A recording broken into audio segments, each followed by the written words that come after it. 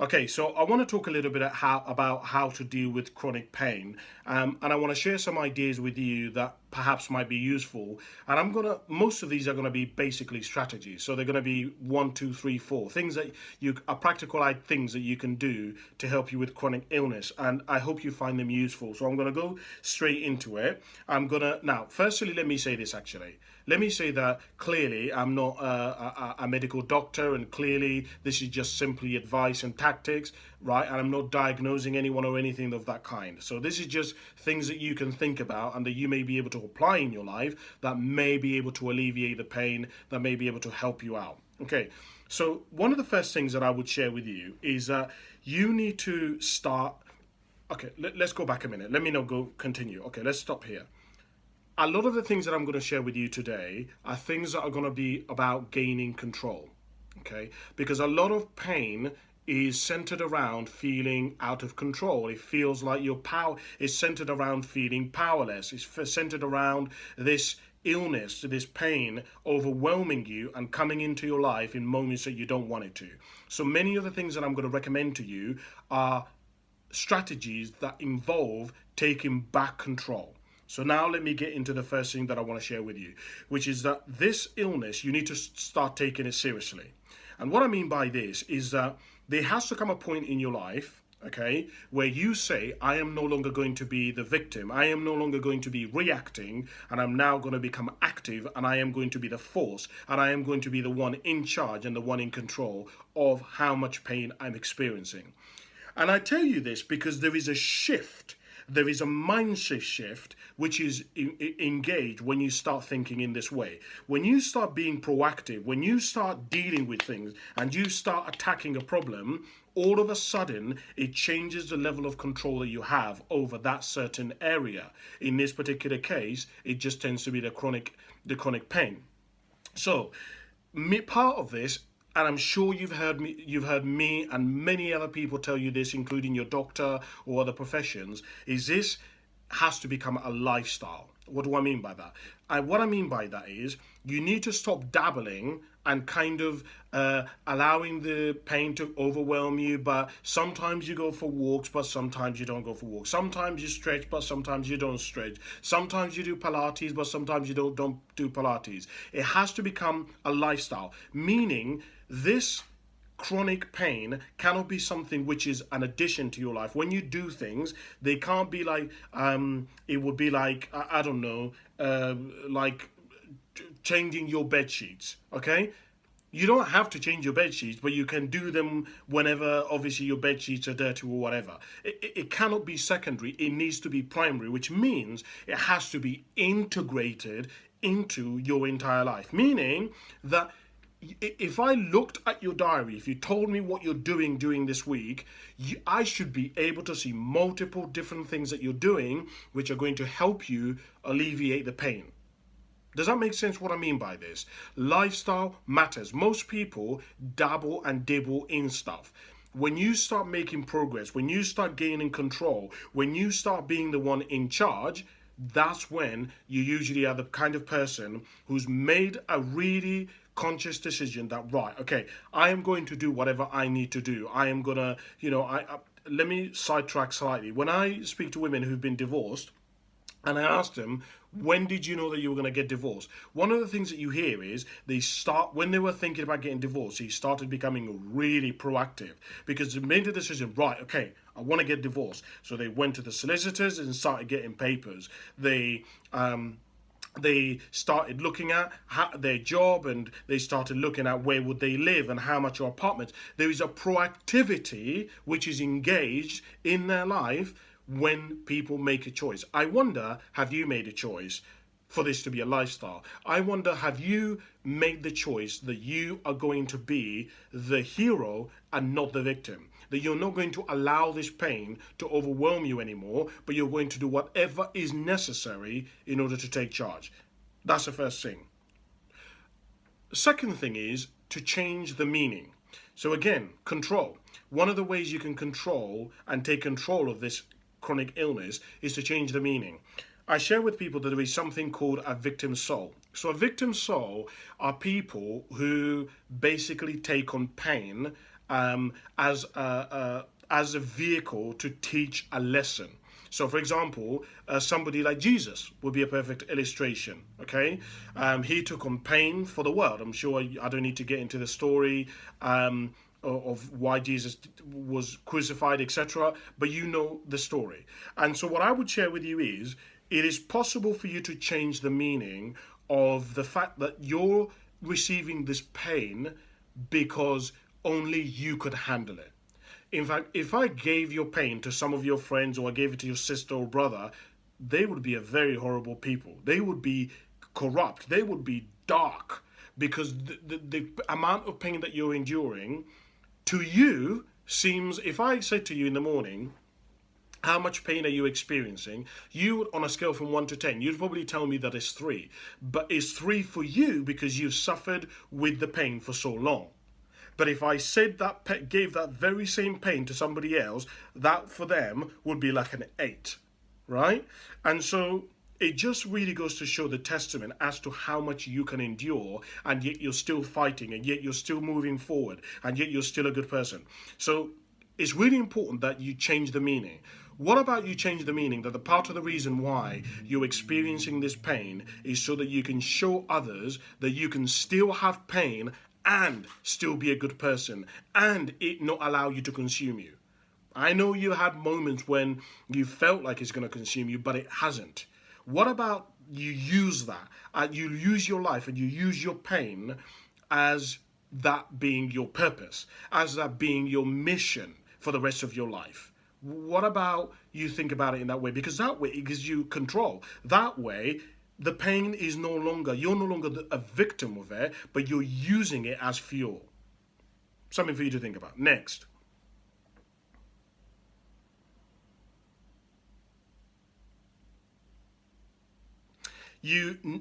One of the things that you want to begin to do is think of pain not as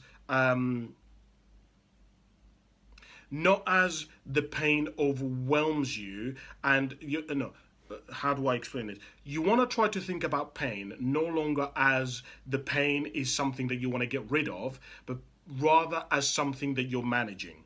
I think one of the things that causes a huge amount of pain for a lot of people and really exacerbates their pain and really amplifies the pain is when a person believes that their life should be a different way. Their life should, well, if they didn't have this illness, they would be able to walk properly. But for me, I would encourage you to realize that actually you can't do it. Okay? You've pretty much figured out that you can't get rid of the pain. So why don't you reframe?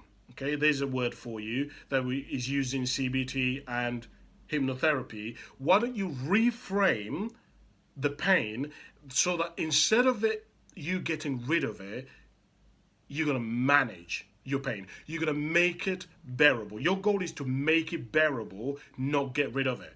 And I say this to you because psychologically, making your pain bearable is a much more achievable goal than trying to get rid of your pain.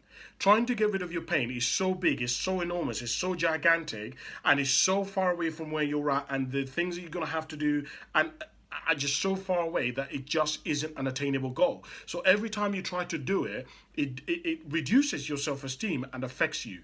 But making your pain bearable is definitely an achievable lesson for all of us. Something for you to think about. Next, teach others. We know that one of the ways in which we can deal with pain and manage it and make it bearable is to teach other people about the pain. And I tell you this because you should know more things about your pain than the doctor does. I cannot tell you guys the amount of times I've studied somebody who said, I went to the doctor, I told the doctor something wasn't right, and the doctor told me, oh no, you'll be fine, don't over exaggerate, it isn't this, it isn't that.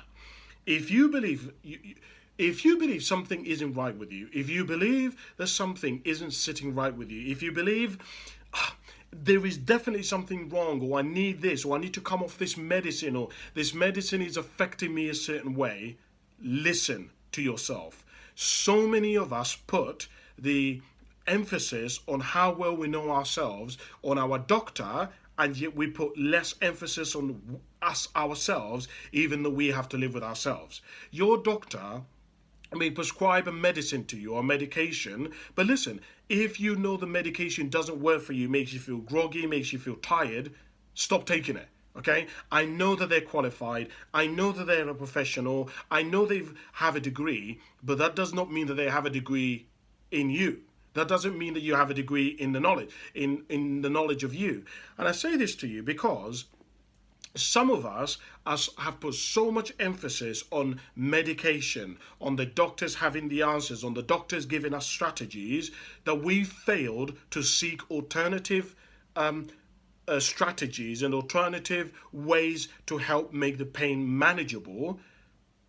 And so we feel out of control. We feel like we are constantly waiting for the doctors to help us, to save us.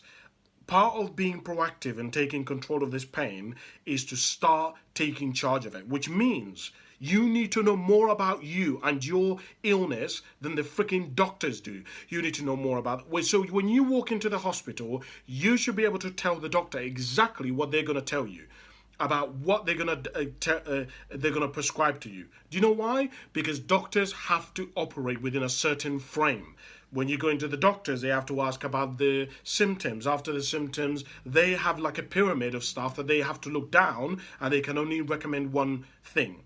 You have to be so intelligent, so sharp, so on it that you step past what they're recommending and you have more knowledge and actually say to the doctor, Doctor, have you thought about this? Well, what about that one?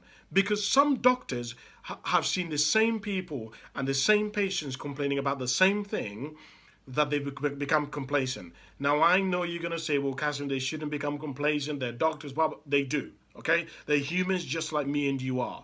So I would recommend to you, know more about your illness than your doctor does. You should know more about the medicine that you're taking, its side effects. You should read the trials on it. You should know everything about your illness and the things that you're putting inside of your body. This is part of the reason why earlier on I said you have to make it a lifestyle. If you make it a lifestyle, then it's going to help you far much more than if you try to just dabble and dibble in it, because you're not going to do the research on how to heal. For example, you might find that actually green tea works for you, but the doctor has never recommended green tea because it's just not within their limits, it's not within their knowledge, right? So you've really got to take control of how much information that you have about this illness and how much information you have about your pain, right? When do you get it the most? In fact, that sends me to the next thing, which I want to recommend, which is that you want to set up triggers and red flags. Okay? Part of taking control is you should know when you're going to be getting the pain. What do I mean by that? Pain doesn't just arise randomly. There are certain times when chronic pain arises because we'll be doing certain things, we'll be feeling a certain way. And so what you then want to do is, the more that you know when your pain is coming, the less anxious you're going to become, because we know that anxiety and fear amplify pain, right? And so if you can figure out, okay, so what do I do that triggers the pain? Is it waking up early in the morning? Is it when I've got the kids? Is it when Christmas is coming up? Because the great thing that you can then do is that you can know, I talk about the fact that information alleviates fear. What I mean by that is, if you know everything about something and what's going to happen, you become less anxious about it, right? But when you don't know what's happening, when you don't know when the pain is going to come, is it going to come when I'm in the middle of a dance? Is it going to come next week? Is it going to come tomorrow? You live in anxiety. You live in like preparation all the time, which puts, even me saying this, puts my shoulders up, right? So one of the things that I would recommend to you is figure out the red flags. What is it usually that you're doing that triggers it, or not doing, or when does it usually come? Figure it out, because what you can then do is do the next thing, which is you can set up triggers, right? So there are certain things that alleviate the pain, right? You go for physio, you go for Pilates, you go for massage, whatever it may be. And so what you do is you set yourself up to do those things before the pain comes. Does that make sense? And so actually it becomes almost like this battle. It becomes a mission where you are constantly trying to battle it.